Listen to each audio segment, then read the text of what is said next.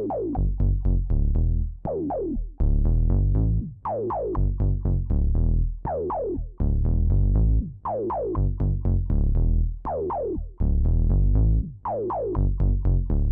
Si here from Music Radar, and today I'm joined once again by Si Trust, editor of Future Music. Hi. And we're taking a look at the brand new Roland Boutique SE-02. Yep. Which is essentially their first analog boutique synth. Yep. So new additions to the boutique range, which are all these module size. So you can see, we've put it into the keyboard housing here, but the actual boutiques themselves are these modules bits here. Yeah. We've already had drum machines in the TR-09. We've had the vocoder, the 303. Yeah, the TB3. Clone. This is different because it's the first one that is actually analog inside, rather than being based on the ACB Analogue Circuit Behaviour. Yeah, the rest are. Yeah. It's also a joint project with Studio Electronics. Yes. So you might know we've been around making analog stuff for years. They are probably best known these days for their Boomstar and Tonestar ranges. Yeah, and they've done some cool modular stuff as well. Yeah, gone to modular in a big way. So they're doing very well there. And they've been brought in to kind of create this pretty much with Roland, and they're kind of the driving force behind it, aren't they? Yeah. So it's difficult to know exactly who did what in this collaboration, but we assume a lot of the analog innards here are provided by Studio Electronics, who have spent a lot of their life of the company making very good analog emulations and clones of classic synths, which is what's going on here. This is going on here, yeah. So this is based on the SE-1, which is in turn based on the Mini Moog. Yeah, so one of Studio Electronics' earliest projects was something called the Mini Moog, which was a sort of rack-mounted modification of the Mini Moog Model-D.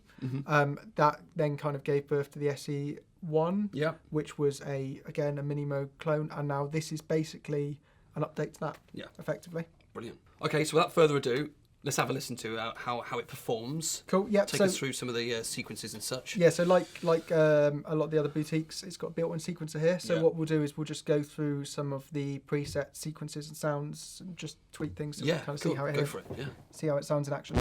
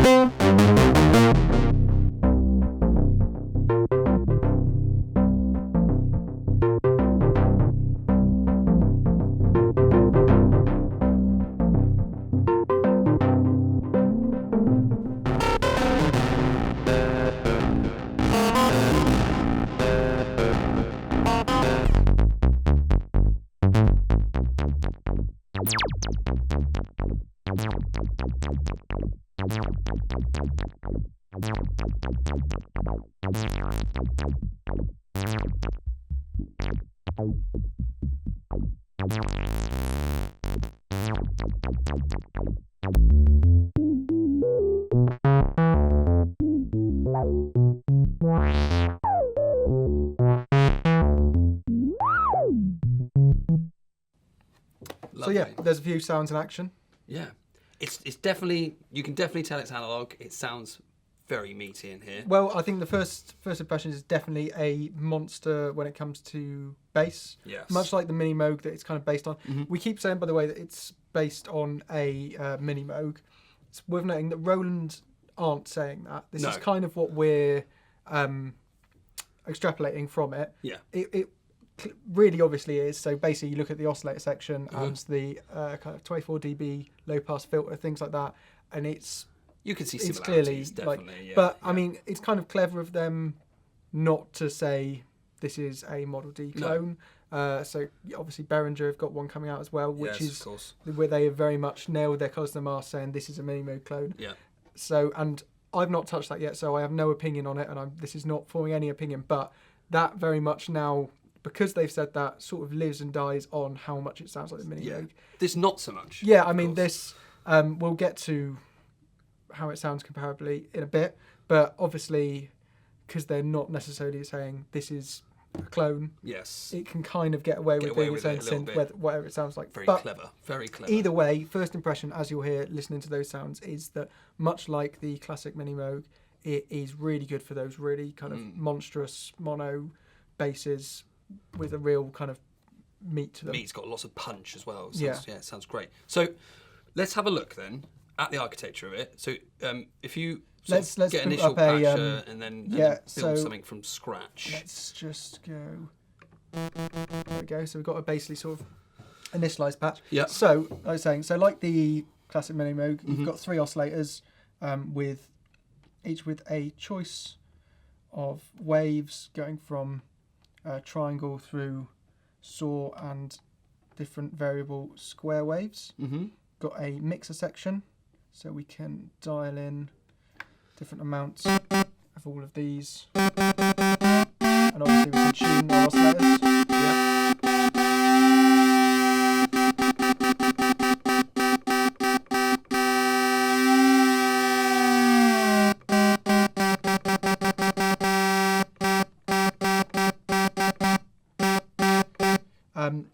Got oscillator sync on here. This third oscillator also can be switched on and off from tracking the keyboard, so it can effectively be used as a modulation source as well. We've got feedback here, which is really nice for adding some dirty beef.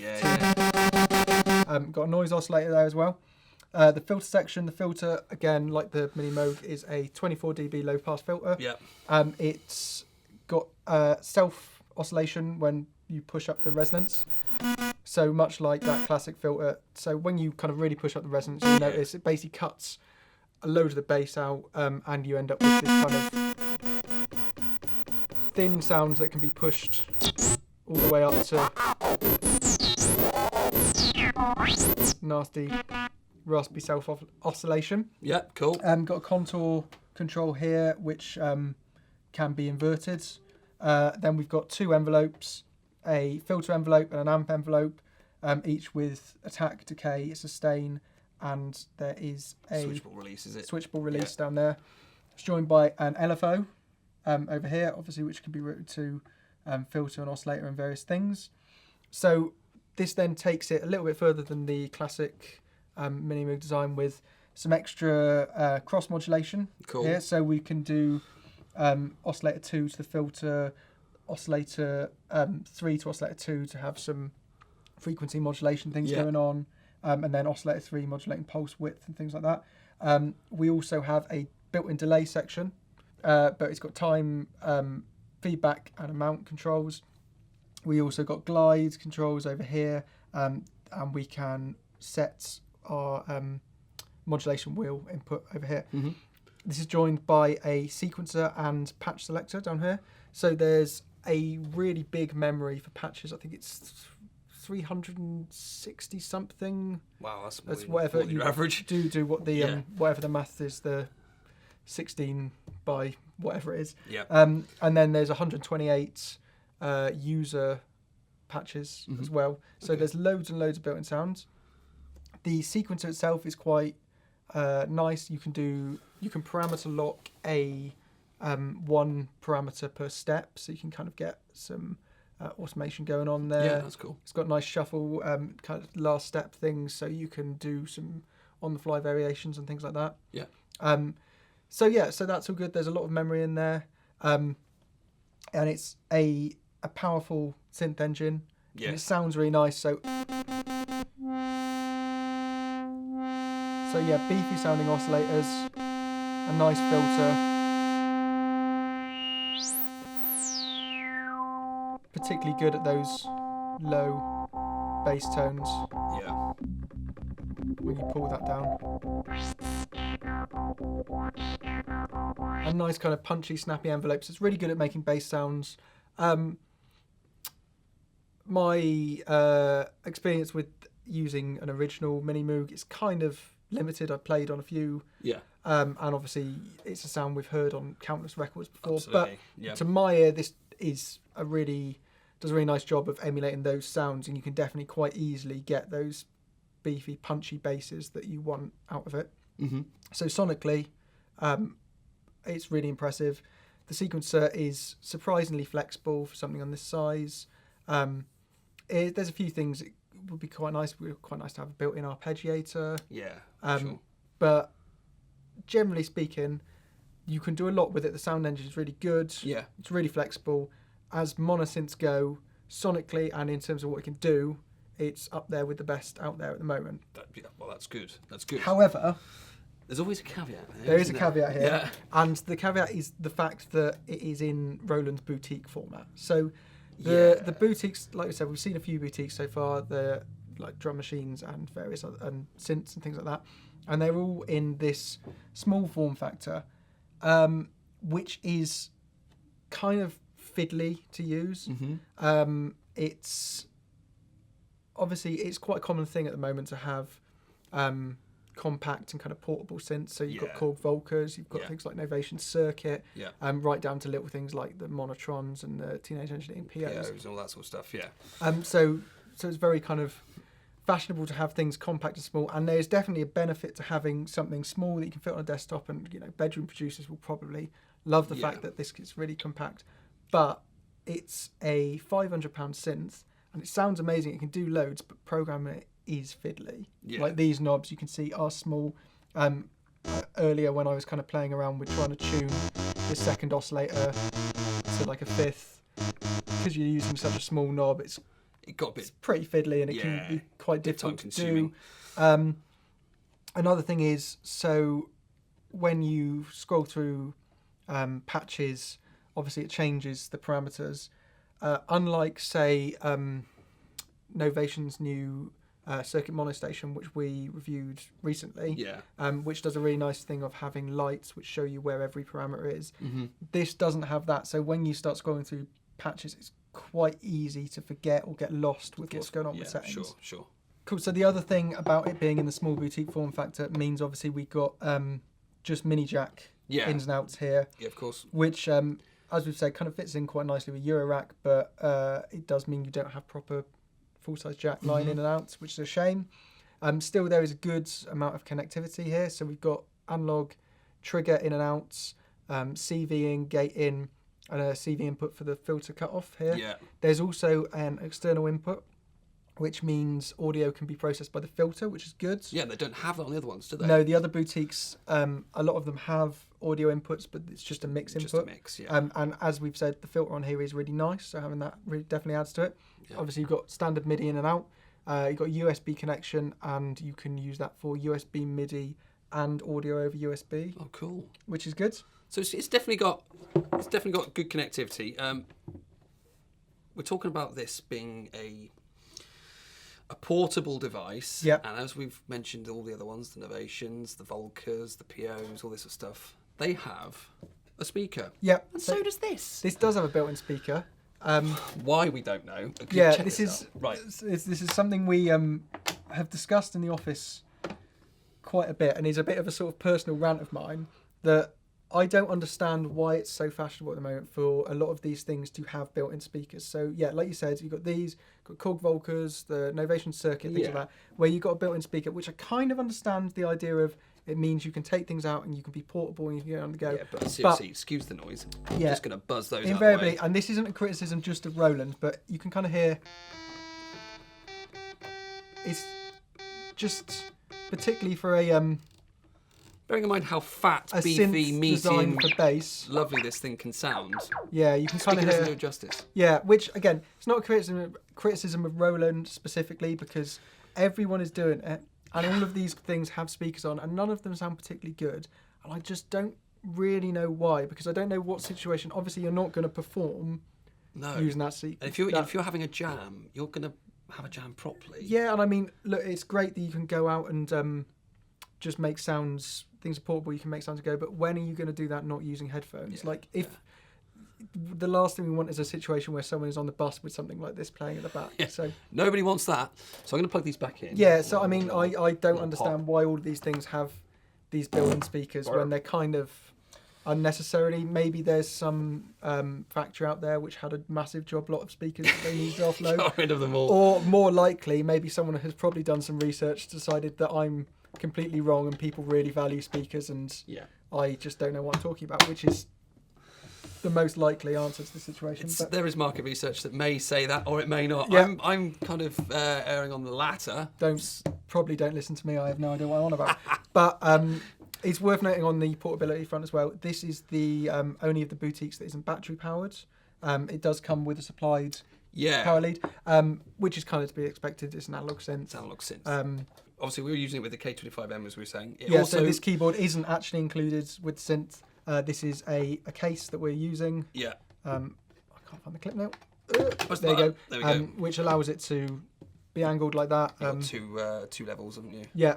But the keyboard itself is separate. Can you remember how much it costs off the top of your head? Not a clue. It's 100 and something. Something like that. Yeah.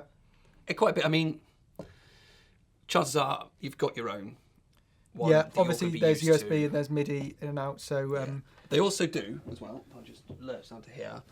You get these little cases as well, metal ended. They come with the TB-03 and the TR9, but I don't believe it comes as standard. But again, features your little 2-level tilt function. Yeah, so it's quite a nice little thing if you want to have it on desktop. Yeah, rubber feet. It's not going to go anywhere. So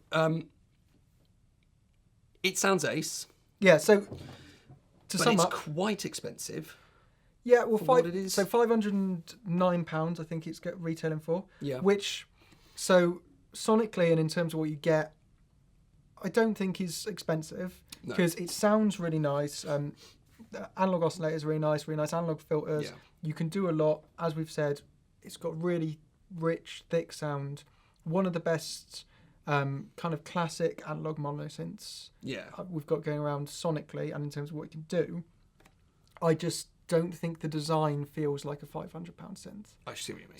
So it is great, but it's kind of housed in something that doesn't necessarily feel like it does it justice. And obviously, it might sound like we're being a bit hypocritical because we've talked about things on here like Korg Volkers and Teenage Engineering POs, which are small little things, and we often love those.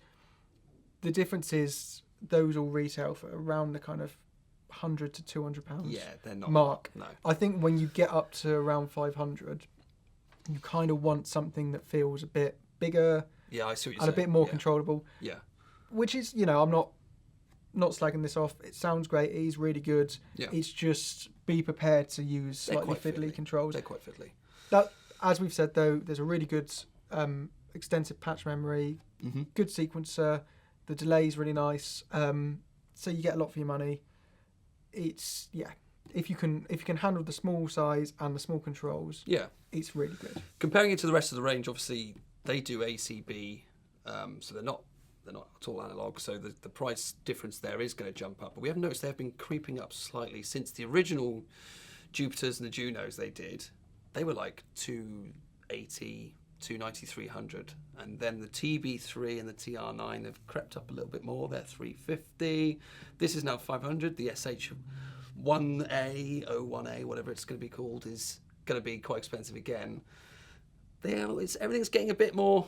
Yeah, it's kind of weird because, like we said, this boutique format, the format kind of says small and affordable. Yeah. And the instruments are kind of no longer small and affordable. Like I said, it's fine. This is an analog synth. For what you get, it is worth the money.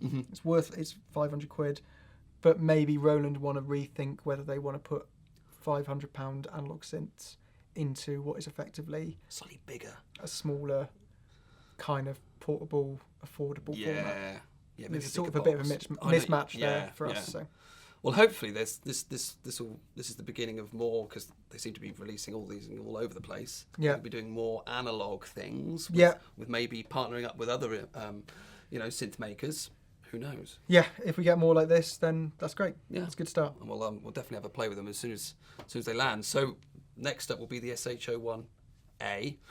Which we'll hopefully have in very soon. So So hopefully that's a little insight into what the SE-02 is all about. With the bits we like, the bits we don't like so much, and be Be sure to like, subscribe, comment, share, whatever you want to do with the video. And do check out musicradar.com for all the latest news, reviews, and tutorials. Cheers. Thanks.